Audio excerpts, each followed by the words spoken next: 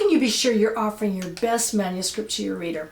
Maybe you're self-publishing and you want to be sure the quality of your work is excellent. So great, in fact, that it looks as if you've hired a professional editor, like myself, to go over it.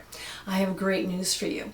Even if that editor is yourself, there's no reason why you can't put out stellar work. It's just a matter of being aware of where the pitfalls lie, where you're making unintentional mistakes, learning to recognize those mistakes, and then doing your best to fix them.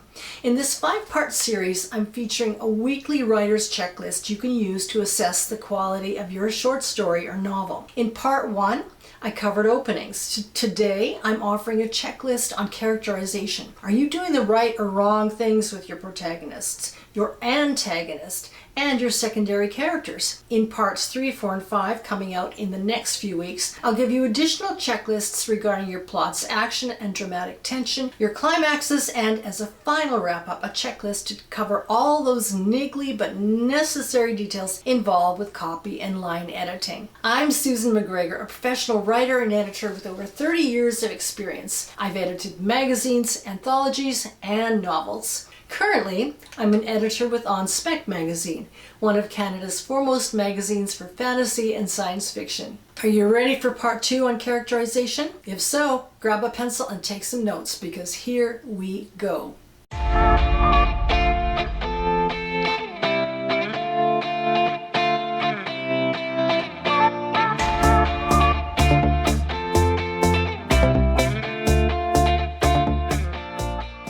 So for your characters, let's first look at your protagonist. Question 1.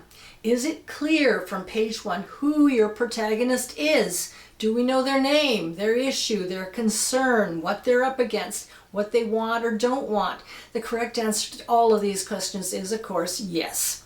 This tip may seem like an obvious thing to most of you, but I assure you, there are beginner writers out there who seem to think it's okay to introduce their main characters as pronouns. He, she, we, or it, without a name until much later on in the story.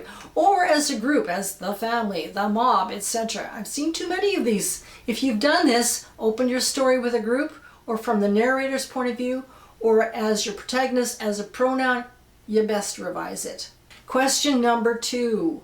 Is your protagonist an interesting mix of qualities? Okay, of course, everybody's going to say yes, but you have to look at your protagonist really carefully. If you can describe him in maybe 2 or 3 adjectives, maybe you need to think a little bit more deeply about what your protagonist is, what they think about, how they feel. How are you showing these things to your reader? And no exposition or telling, please. You need to show us who your protagonist is through their actions and their thoughts. What they do, what they think, what they feel. And do you have scenes that illustrate these? Question number 3. Can you list your protagonist's main motivation?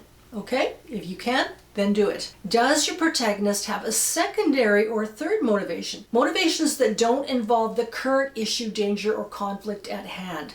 Perhaps motivations that are more overreaching. In a perfect world, if your protagonist wasn't having to deal with whatever conflict you've introduced into your plot, what would your protagonist want or have?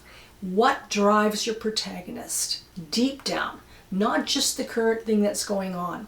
This is how you develop your protagonist and any of your other characters much more fully. Question number 4 about characterization. Are you sure you've avoided stereotypes? Have you made each character sufficiently unique? Usually stereotypes can be avoided if you flesh your characters out more in the way I've been discussing already. Write out a character description for each of your characters and you'll soon see where you need to make them more complex. What are their fears? What are their quirks? What are their tastes? What are their motivations over and above the thing that's going on right now? How are they unique from every other character in your story? How are they different from each other? If it's helpful, you can decide which Myers-Briggs type they might actually be, and then look at the conflicts that could arise or attachments that could arise from that.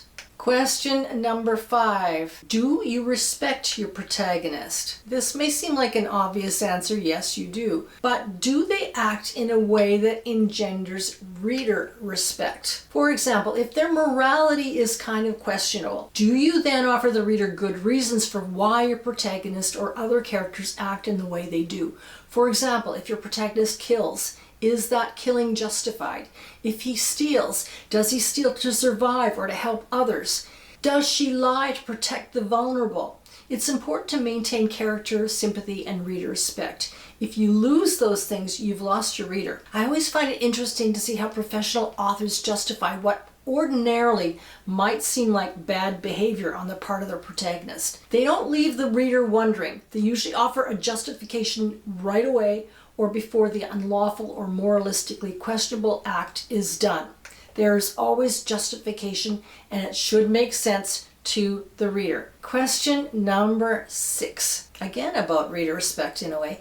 Is your antagonist a serious threat to your protagonist? Would he or she be a considerable threat in real life? If you're writing humor, is your antagonist or the situation an entertaining threat? Answer, of course, is yes. Alternatively, is your protagonist their own worst enemy, but fallible and forgivable enough so you don't lose reader respect when they mess up? Your protagonist should be smart enough to find a way out of his own messes. Because if he doesn't, again, you've lost reader respect, and they will wonder why on earth they're reading your story. Question 7. Do all of your secondary characters have a specific role to play?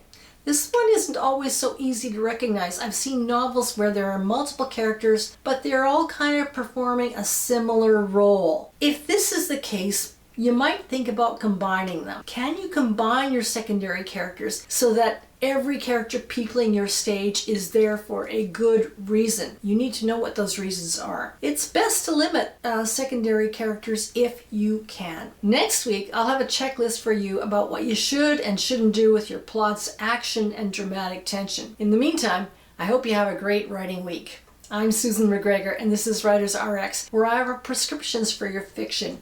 If you like this video, please give me a thumbs up and feel free to comment. Thanks for watching.